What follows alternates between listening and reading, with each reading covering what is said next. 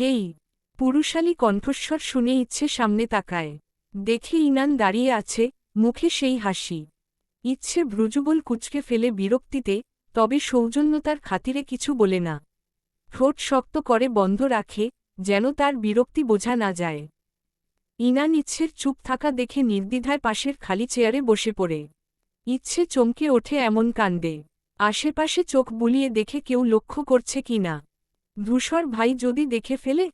মনে এক অজানা শঙ্কা জেগে ওঠে।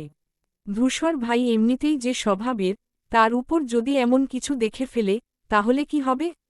আগেরবার তো সামলিয়েছে, এইবার। ইচ্ছে অস্বস্তিতে একবার ইনানের দিকে তাকায়, সে স্বাভাবিক ভঙ্গিতে কিছু বলছে, তবে ইচ্ছে শুনতে পাচ্ছে না। পুরো মনোযোগ এখন ধূসর ভাইয়ের দৃষ্টি থেকে নিজেকে আড়াল করার দিকে। ধীরে ধীরে ইচ্ছের গলা শুকিয়ে আসে, ঢোক গিলে নিজেকে শান্ত করার চেষ্টা করে। কিন্তু ভেতরের অস্থিরতা বাড়তে থাকে প্রতিটি মুহূর্তে। এই ইচ্ছে, কথা বলছো না কেন? ইনানের কণ্ঠস্বরে ইচ্ছে সামান্য চমকে ওঠে, কিন্তু মুখে কোনো প্রতিক্রিয়া দেখায় না। তুমি কি আমি আসাতে খুশি নও? নাকি তোমার বড় ভাই আশেপাশে কোথাও আছে? ইনান কৌতুকভরা চোখে চারপাশে তাকায়, তারপর নিচু স্বরে যোগ করে, থাকলে বলো, আমি উঠে যাচ্ছি। পরে আবার আসব। ইচ্ছে এবার কপাল কুঁচকে তাকায়, সন্দিহান গলায় বলে, বড় ভাই? ইনান হালকা হেসে বলে, হ্যাঁ, ধূসর। তোমার বড় ভাই নয়? এই কথায় ইচ্ছের মুখের অভিব্যক্তি মুহূর্তেই বদলে যায়। চোখ দুটো রাগে চকচক করতে থাকে। ইচ্ছে কোলের মতিবানুকে শক্ত করে জড়িয়ে ধরে চেয়ারের উপর থেকে উঠে দাঁড়ায়, গলার স্বর দৃঢ় ও রাগে ভারী হয়ে ওঠে, না। সে মোটেও আমার ভাই নয়। বলেই হনহনিয়ে ইচ্ছে চলে যেতে থাকে, যেন এক মুহূর্তও সেখানে থাকতে চায় না। পেছনে বসে থাকা ইনান তখনও হাসছে। এক অদ্ভুত রহস্যময়ী হাসি, ইচ্ছের চলে যাওয়ার দিকে তাকিয়ে। রাতের আবহাওয়া বেশ ঠান্ডা, তবে চারপাশের কোলাহলে তা অনুভব করার সুযোগ নেই। রিসেপশনের উজ্জ্বল আলো আর মানুষের কথোপকথনের মাঝেও ধূসর, তৃণ, রাদিফ ও বাকিরা একপ্রকার নিজেদের জগতে বন্দী। তৃণ ধূসরের দিকে তাকিয়ে কপাল কুঁচকে বলল, তুই আমাকে এত তাড়াতাড়ি ডেকে আনলি কেন? কি এমন গুরুত্বপূর্ণ ব্যাপার? ধূসর কিছু না বলে মাথা নিচু করে কপালের একপাশে 2 আঙুল দিয়ে স্লাইড করে, যেন কোনো গভীর চিন্তায় ডুবে আছে। চেহারার অস্বাভাবিক গম্ভীরতা দেখে বাকিরাও নিঃশব্দ হয়ে পড়ে।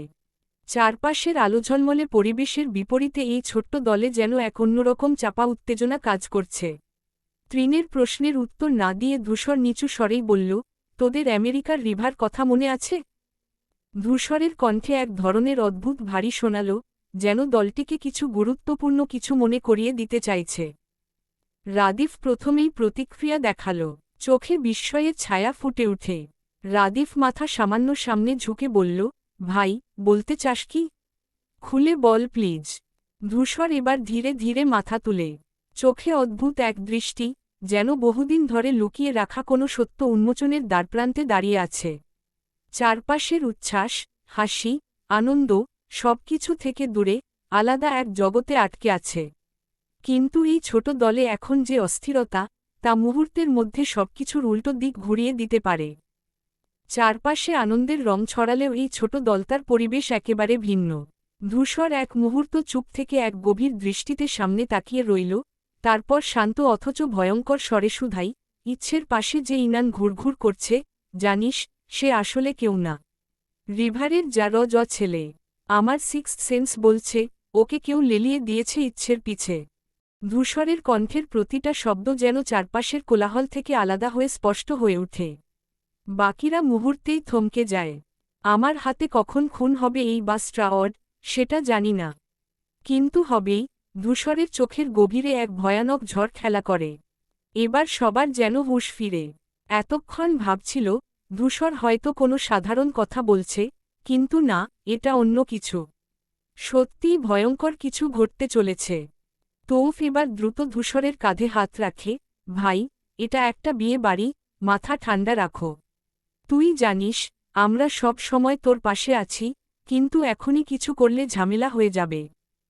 তৌফ এক মুহূর্ত থেমে নিঃশ্বাস নিল, তারপর ধীরে ধীরে আবার বলে, আর ইচ্ছেকে দেখে রাখো, ওর সাথে বেশি রেগে কথা বলিস না।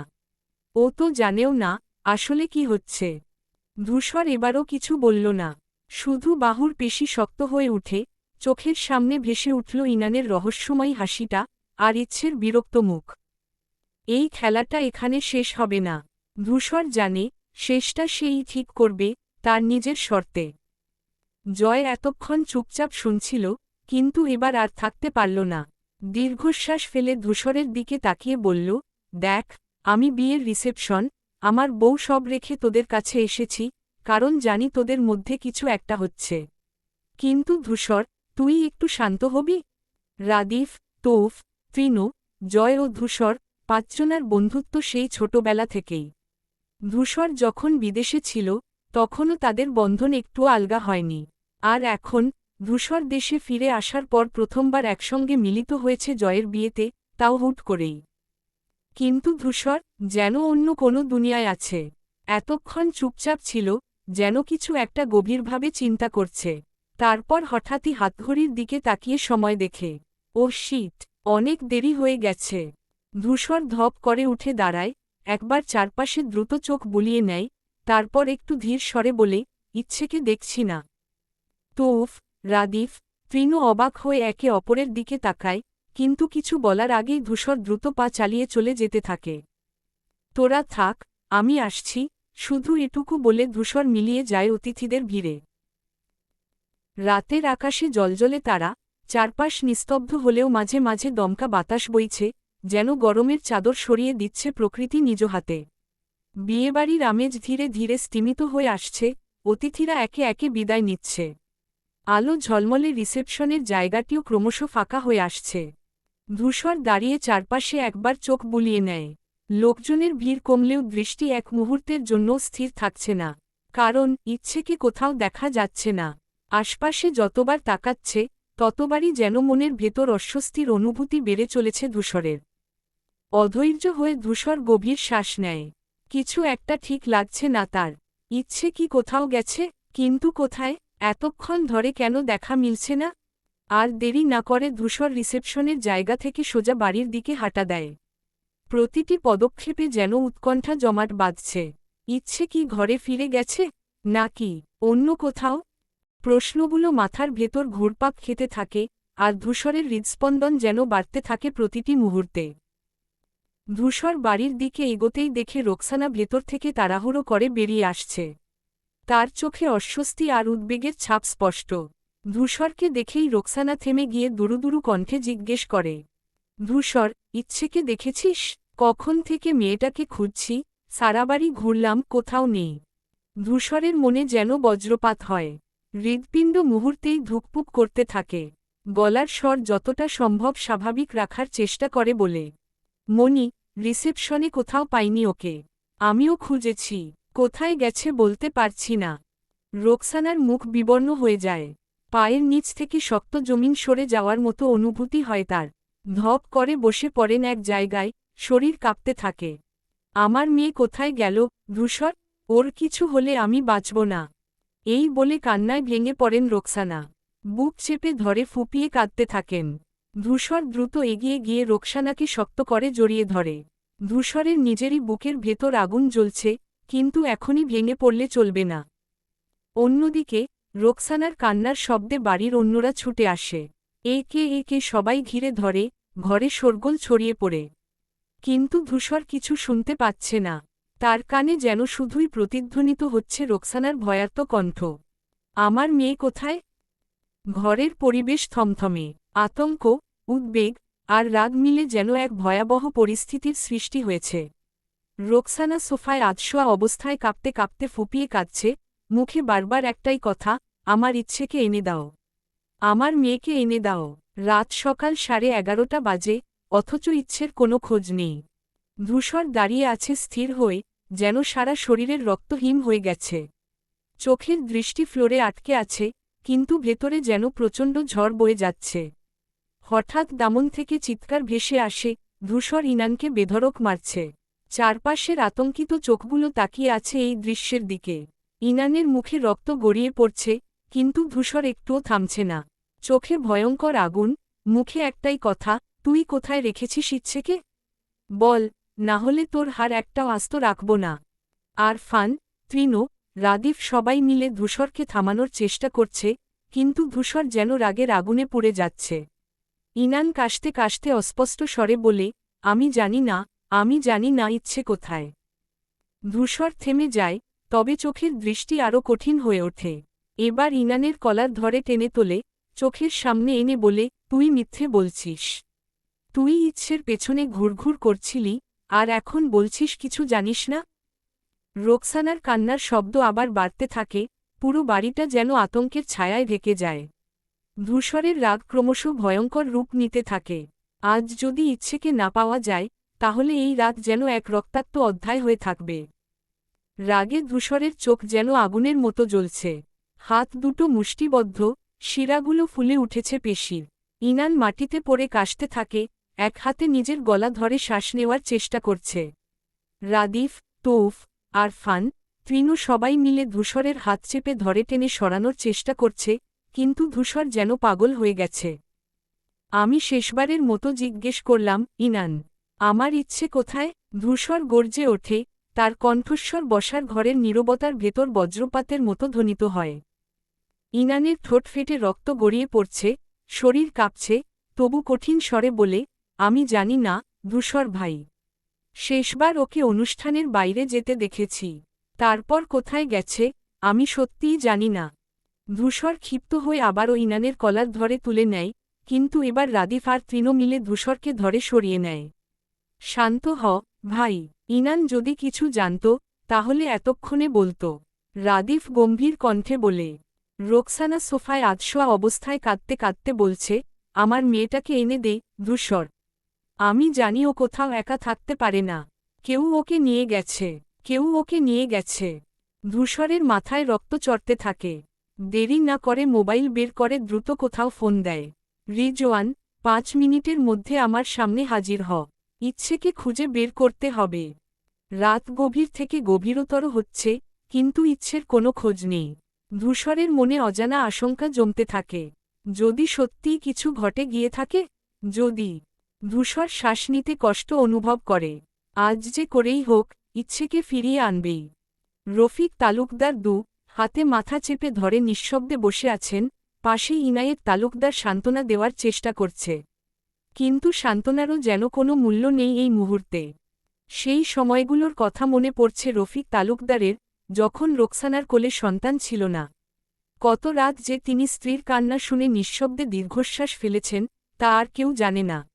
রোকসানা রাতের অন্ধকারে স্বামীর বুকে মুখ লুকিয়ে হাউমাউ করে কেঁদেছে, সন্তানহীনতার যন্ত্রণা তাকে তিলে তিলে কুড়ে খেয়েছে।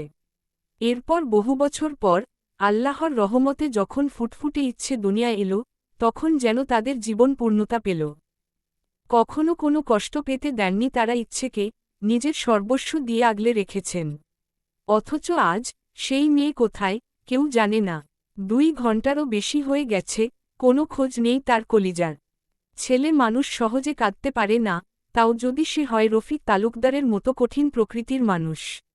কিন্তু এখন আর শক্ত থাকতে পারছেন না। বুকের ভেতর হাহাকার করছে, অথচ চোখের জল ফেলতে পারছেন না। মনে হচ্ছে, যদি কাঁদেন, তাহলে যেন এক বুক যন্ত্রণায় বেরিয়ে আসবে। আর তাই, কোনো কথা না বলে তিনি শুধু রবের দরবারে চুপি চুপি মেয়ে ফিরে পাওয়ার দোয়া করছেন, মন থেকে, প্রাণ থেকে। রাতের ঘন অন্ধকার ভেদ করে একে একে দামি মডেলের গাড়িগুলো এসে থামে মির্জা বাড়ির সামনে। শারীরিকভাবে দাঁড়িয়ে থাকা এসব গাড়ি সাধারণত বাংলাদেশের রাস্তায় খুব বেশি দেখা যায় না।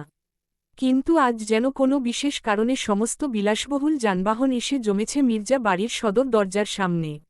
রেপটর, আর কোম্পানির গাড়ি এক একটি। ধূসর দাঁড়িয়ে আছে বসার ঘরের এক কোণে অদ্ভুত নির্বতায়, চোখে গভীর ভাবনার ছায়া। সামনে মাথা নিচু করে দাঁড়িয়ে আছে রিজওয়ান, ছেলেটির মুখেও স্পষ্ট উত্তেজনার আভাস। পাশেই সুশৃঙ্খলভাবে দাঁড়িয়ে আছে একদল মানুষ, সবাই ফরমাল পোশাকে। যেন কোনো গুরুতর পরিস্থিতির জন্য তারা প্রস্তুত হয়ে এসেছে। চারপাশে এক ধরনের চাপা উত্তেজনা কাজ করছে, বাতাসে ভাসছে রহস্যের গন্ধ। ধূসরের চোখের দৃষ্টি আরও তীক্ষ্ণ হয়ে ওঠে। সামনে দাঁড়িয়ে থাকা রিজওয়ান সামান্য গলা খাকারি দিয়ে কিছু বলতে উদ্যত হয়, কিন্তু ধূসর হাত তুলে তাকে থামিয়ে দেয়। এখনও সময় হয়নি কথা বলার, সময়ের অপেক্ষা করতে হবে। রাতের নীরবতা আরও গাঢ় হয়, শুধু গাড়িগুলোর ইঞ্জিনের ক্ষীণ গুঞ্জন আর অদৃশ্য কোনো শঙ্কার ছায়া ভেসে বেড়ায় মির্জা বাড়ির আঙিনায়। আশেপাশের যত গাড়ি, সিসিটিভি ফুটেজ আছে, সব চেক করো, রিজওয়ান। 1 মিনিটও দেরি করা যাবে না। রক্তিম চোখে দৃঢ়স্বরে বলে ওঠে ধূসর। তোকনকে তীব্র এক ধরনের শীতলতা, যা চারপাশের বাতাসও থমকে দেয়। বাড়ির সবাই ধূসরের এই রূপ দেখে নিঃশব্দে দাঁড়িয়ে, কেউ কিছু বলার সাহসও পাচ্ছে না। বিশেষ করে ইনান, যে এতক্ষণ অবধি ধূসরকে একজন সাধারণ প্রতিদ্বন্দ্বী হিসেবেই দেখছিল, এখন ভেতরে অজানা এক আতঙ্ক কাজ করছে। ধূসর মোটেও সাধারণ কেউ নয়, এটা সে এতক্ষণে উপলব্ধি করছে, সাধারণ কোনো মানুষের দ্বারায় এত কিছু করা যে অসম্ভব। অন্যদিকে তৃণ, রাদিফ, তৌফ যে যার কাজে নেমে পড়ে। সময় নেই হাতে, ইচ্ছে কোথায়, কিভাবে নিখোঁজ হল, এখন সেটাই খুঁজে বের করা সবচেয়ে জরুরি। ধূসর যেন আর ধৈর্য রাখতে ব্যর্থ, দ্রুততার সাথে মির্জা বাড়ির বাহিরে হাঁটা দেই কালো মার্সিডিসের দরজা খুলে ভেতরে বসে, শক্ত হাতে স্টিয়ারিং চেপে ধরে ইঞ্জিন স্টার্ট করে। ঠান্ডা কালো মার্সিডিসের হেডলাইট দুটি মুহূর্তেই রাতের অন্ধকার চিরে জ্বলে ওঠে, যেন কোনো অজানা শিকার খুঁজতে বেরিয়েছে ভয়ঙ্কর কোনো শিকারী। চারদিকে নিস্তব্ধতা, শুধু ইঞ্জিনের গভীর গর্জন রাতের বাতাসে ধাক্কা খেয়ে ফিরে আসে। ঠিক তখনই রোকসানা ব্যাকুল হয়ে বাড়ির ভেতর থেকে ছুটে আসে, মুখে আতঙ্কের ছাপ। মুখে কিছু একটা বলার জন্য ঠোঁট কাঁপছিল, কিন্তু ধূসর ইতোমধ্যেই গিয়ার বদলে গাড়ি এগিয়ে দিয়েছে সামনের পথে। রোকসানা চিৎকার করে ডাকতে চাইলেও গলার স্বর যেন আটকে যায়। কেবল উদ্বিগ্ন দৃষ্টি অনুসরণ করতে থাকে দ্রুত দূরে সরে যাওয়া কালো মার্সিডিসটাকে, যা রাতের আধারে মিলিয়ে যেতে থাকে ধূসরকেই সাথে নিয়ে।